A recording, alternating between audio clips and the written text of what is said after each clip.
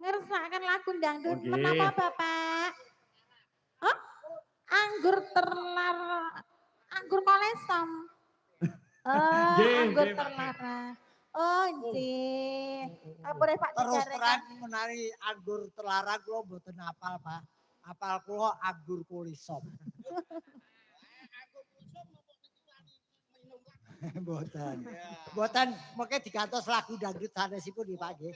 Nggih, muga mboten apal nggih. Nggih.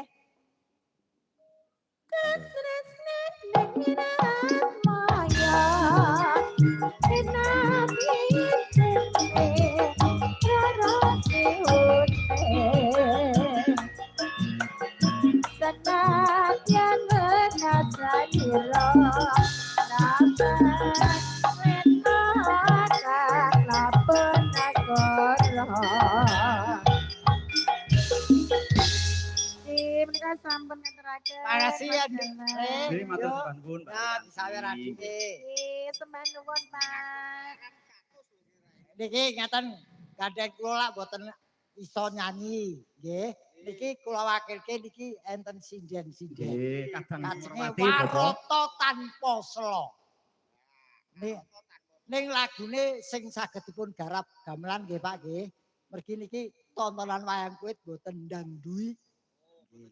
Nggih, saniki jenengan milih penyanyine sendiri sing pundi? Perawan desa. Perawan desa sapa sing iso? Nggih, niku monggo panjenengan paring dawuh. Nggih. Mbok menawi lagu ingkang enggal-enggal kemawon. Oh, Duet, ayo. Nek Mbak Devi saged. Kene, Dok, ayo Dok kene, wis. Nggih. Ladenono ki Pak iki. Nggih, Mbak Dewi, monggo.